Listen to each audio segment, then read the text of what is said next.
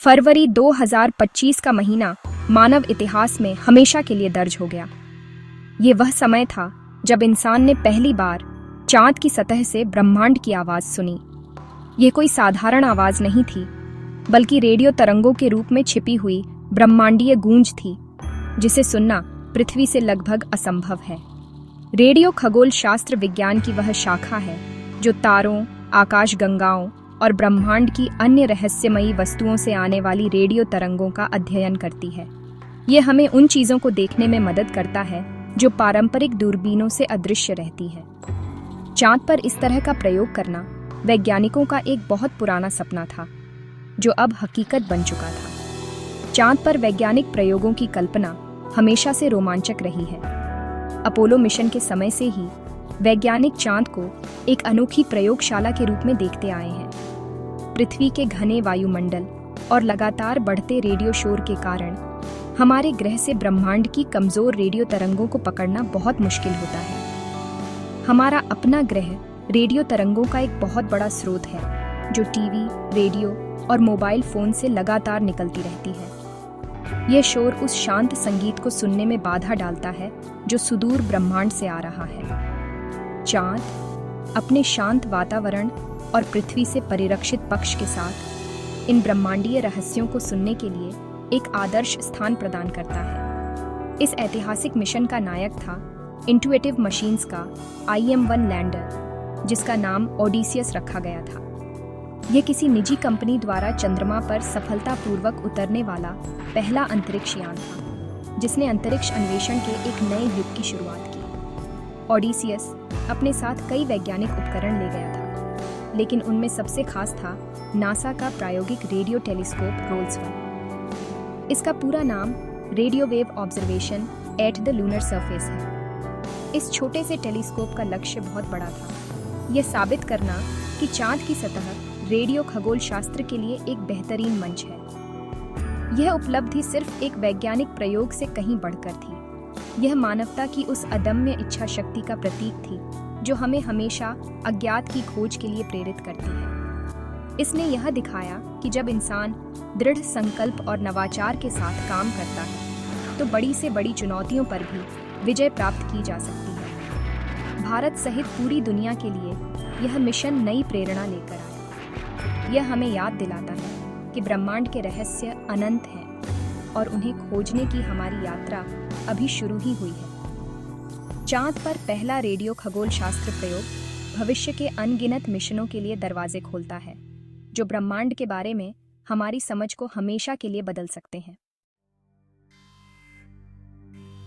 Odysseus lander का mission शुरू से ही चुनौतियों से भरा हुआ था।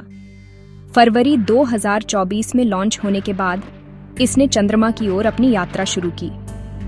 सब कुछ योजना के अनुसार चल रहा था, लेकिन जैसे ही यह चंद्रमा की सतह के पास पहुंचा, एक अप्रत्याशित समस्या सामने आ गई। लैंडिंग के लिए महत्वपूर्ण लेजर अल्टीमीटर, जो सतह से ऊंचाई मापने का काम करता है, ने काम करना बंद कर दिया। यह एक गंभीर स्थिति थी, क्योंकि सटीक ऊंचाई की जानकारी के बिना एक सुरक्षित लैंडिंग लगभग नामुमकिन थी। मिशन कंट्रोल में बैठे इंजीनियरों के लिए यह एक परीक्षा की घड़ी थी, जहां उन्हें तुरंत कोई समाधान खोजना था। इस संकट के समय टीम ने अपनी सूझबूझ और तत्काल निर्णय लेने की क्षमता का परिचय दिया। उन्होंने लैंडर पर लगे नासा के एक प्रायोगिक उपकरण का उपयोग करने का फैसला किया, जिसमें अपना लेजर सिस्टम था। कुछ ही मिनटों में उन्होंने सॉफ्टवेयर को फिर से प्रोग्राम किया और इस वैकल्पिक प्रणाली को मुख्य नेविगेशन सिस्टम के रूप में सक्रिय कर दिया। यह एक साहसिक कदम था, लेकिन इसने काम किया। हालांकि इस बदलाव के कारण ओडिसियस चंद्रमा की सतह पर अपेक्षा से थोड़ी अधिक गति से उतरा। टक्कर के कारण उसका एक पैर टूट गया और वह लगभग 30 डिग्री के कोण पर एक तरफ झुक गया। एक तरफ झुके होने के बावजूद ओडिसियस ने हार नहीं मानी। यह एक लड़ाके की तरह खड़ा रहा, भले ही वह थोड़ा टेढ़ा था।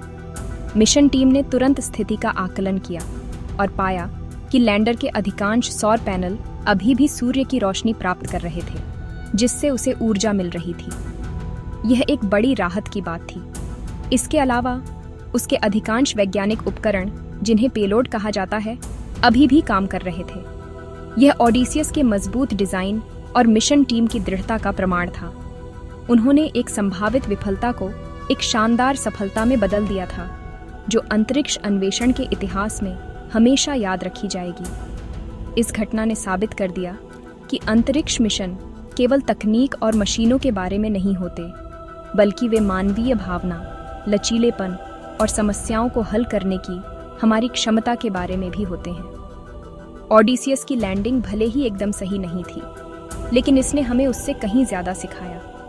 इसने हमें सिखाया कि अप्रत्याशित चुनौतियों का सामना कैसे किया जाए और कैसे विपरीत परिस्थितियों में भी अपने लक्ष्य को प्राप्त किया जाए। यह मिशन 6 दिनों तक चला, जिसके बाद चंद्रमा की लंबी और ठंडी रात शुरू हो गई और लैंडर निष्क्रिय हो गया। लेकिन इन 6 दिनों में उसने वह कर दिखाया था जो पहले कभी नहीं हुआ था। ओडिसियस के झुक जाने के बावजूद नासा का रोल्स-1 टेलीस्कोप अपना काम करने के लिए तैयार था। इस छोटे से उपकरण का डिजाइन बहुत सरल लेकिन प्रभावी था। इसमें एक एंटीना और एक रेडियो स्पेक्ट्रोमीटर था, जो विभिन्न आवृत्तियों पर रेडियो तरंगों की ताकत को माप सकता था। इसका मुख्य उद्देश्य 2 प्रकार के रेडियो उत्सर्जन को मापना था, एक जो गहरे अंतरिक्ष से आ रहा था और दूसरा जो हमारी अपनी पृथ्वी से उत्पन्न हो रहा था। चांद की सतह से इन मापों को लेना अपने आप में एक ऐतिहासिक क्षण था, क्योंकि इसने हमें एक ऐसा दृष्टिकोण प्रदान किया जो पृथ्वी से कभी संभव नहीं था। यह ब्रह्मांड को एक नए कान से सुनने जैसा था। रोल्स-1 ने सबसे पहले ब्रह्मांडीय रेडियो पृष्ठभूमि को मापा। यह हमारे ब्रह्मांड के शुरुआती दिनों से बची हुई एक हल्की रेडियो गूंज है। पृथ्वी पर हमारा आयनोस्फीयर यानी वायुमंडल की ऊपरी परत इन कम आवृत्ति वाली तरंगों को रोक देता है, जिससे उनका अध्ययन करना मुश्किल हो जाता है। लेकिन चांद पर कोई वायुमंडल नहीं है, इसलिए रोल्स-1 इन प्राचीन संकेतों को स्पष्ट रूप से सुन सका। यह माप भविष्य के बड़े चंद्र रेडियो टेलीस्कोप के लिए एक महत्वपूर्ण आधार प्रदान करता है, जो हमें ब्रह्मांड के अंधकार युग के बारे में बता सकता है। वह समय जब पहले तारे और आकाश गंगाएं बन रही थीं।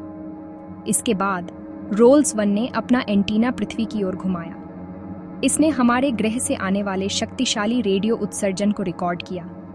ये संकेत हमारे टीवी प्रसारण, रेडियो स्टेशनों, मोबाइल नेटवर्क और अन्य वायरलेस संचार प्रौद्योगिकियों द्वारा उत्पन्न होते हैं। चांद से इन संकेतों को मापने से वैज्ञानिकों को यह समझने में मदद मिली कि पृथ्वी का रेडियो शोर अंतरिक्ष में कितनी दूर तक फैलता है। यह जानकारी भविष्य के चंद्र मिशनों के लिए महत्वपूर्ण है, विशेष रूप से उन मिशनों के लिए जिन्हें पृथ्वी के साथ संचार करते समय इस शोर से निपटना होगा। यह हमें यह भी दिखाता है कि हमारा ग्रह ब्रह्मांड में कितना चमकीला या शोरगुल वाला है। रोल्स-1 की सफलता ने यह निर्णायक रूप से साबित कर दिया कि चंद्रमा रेडियो खगोल शास्त्र के लिए एक असाधारण स्थान है। इसने दिखाया कि साधारण उपकरण भी चांद के अनूठे वातावरण में अभूतपूर्व डेटा एकत्र कर सकते हैं। यह प्रयोग केवल एक तकनीकी प्रदर्शन नहीं था, यह एक वैज्ञानिक मील का पत्थर था। इसने हमें ब्रह्मांड और हमारे अपने ग्रह को एक नए दृष्टिकोण से देखने का अवसर दिया। इस छोटे से टेलीस्कोप द्वारा एकत्र किए गए डेटा ने भविष्य के बड़े और अधिक महत्वाकांक्षी चंद्र खगोलशास्त्र मिशनों के लिए मार्ग प्रशस्त किया है, जो ब्रह्मांड के सबसे गहरे रहस्यों को उजागर करने का वादा करते हैं। ओडिसियस और रोल्स-1 की सफलता ने चंद्रमा पर खगोल शास्त्र के भविष्य के लिए अनंत संभावनाओं के द्वार खोल दिए हैं। यह मिशन एक प्रूफ ऑफ कॉन्सेप्ट था, जिसने यह साबित कर दिया कि चंद्रमा की सतह से मूल्यवान रेडियो खगोल एस्ट्रोनॉमी डेटा एकत्र करना संभव है। अब वैज्ञानिक और भी बड़े और अधिक शक्तिशाली रेडियो टेलीस्कोप बनाने की योजना बना सकते हैं। कल्पना कीजिए कि चांद के दूर वाले हिस्से पर एक विशाल रेडियो वेधशाला बनाई जाए, जो पृथ्वी के रेडियो शोर से पूरी तरह से परिरक्षित हो। यह ब्रह्मांड को सुनने के लिए सबसे शांत जगह होगी, जो हमें उन संकेतों को पकड़ने की अनुमति देगी जो आज तक अनसुने हैं। इस सफलता से प्रेरित होकर नासा और अन्य अंतरिक्ष एजेंसियां पहले से ही अगले मिशनों की योजना बना रही हैं। भविष्य के लैंडर और रोवर चंद्रमा के विभिन्न हिस्सों में अधिक उन्नत रेडियो टेलीस्कोप ले जा सकते हैं। उदाहरण के लिए वे चंद्रमा के दक्षिणी ध्रुव के पास स्थायी रूप से छाया में रहने वाले क्रेटरों का पता लगा सकते हैं, जहां तापमान बेहद कम होता है। यह कम तापमान रेडियो रिसीवरों के लिए आदर्श होता है, जिससे वे और भी अधिक संवेदनशील हो जाते हैं। इन मिशनों से हमें ब्रह्मांड के पहले तारों के जन्म, डार्क मैटर की प्रकृति और शायद विदेशी सभ्यताओं के संकेतों के बारे में भी जानकारी मिल सकती है। यह उपलब्धि भारत जैसे देशों के लिए भी अत्यंत महत्वपूर्ण है। भारत का अपना चंद्र कार्यक्रम चंद्रयान पहले ही बड़ी सफलताएं हासिल कर चुका है। ओडिसियस के मिशन से मिली सीख का उपयोग भविष्य के भारतीय चंद्र मिशनों को और बेहतर बनाने के लिए किया जा सकता है। भारत चंद्रमा पर अपने स्वयं के खगोल विज्ञान उपकरण भेजने पर विचार कर सकता है, जिससे वैश्विक वैज्ञानिक समुदाय में उसका योगदान और भी बढ़ जाएगा। यह अंतर्राष्ट्रीय सहयोग के नए अवसर भी पैदा करता है, जहां विभिन्न देश मिलकर चंद्रमा पर एक स्थायी वैज्ञानिक उपस्थिति स्थापित करने के लिए काम कर सकते हैं, जो पूरी मानवता को लाभ पहुंचाएगा। अंत में, चांद पर पहले रेडियो खगोल शास्त्र प्रयोग की सफलता सिर्फ एक तकनीकी जीत नहीं है, यह मानवता के लिए एक प्रेरणा है। यह हमें याद दिलाता है कि हमारी जिज्ञासा की कोई सीमा नहीं है और अन्वेषण की भावना हमें हमेशा आगे बढ़ाती रहेगी। ओडिसियस की झुकी हुई लेकिन विजयी लैंडिंग इस बात का प्रतीक है कि बाधाएं हमें रोक नहीं सकती, बल्कि हमें और अधिक रचनात्मक और दृढ़ बनाती हैं। जैसे जैसे हम चंद्रमा पर अपनी उपस्थिति का विस्तार करेंगे, हम न केवल ब्रह्मांड के बारे में बल्कि अपने बारे में भी नई चीजें सीखेंगे। चांद अब सिर्फ रात के आकाश में एक सुंदर गोला नहीं है, ये विज्ञान और खोज के लिए एक नया मोर्चा है, जो हमें ब्रह्मांड के सबसे बड़े सवालों के जवाब देने का वादा करता है।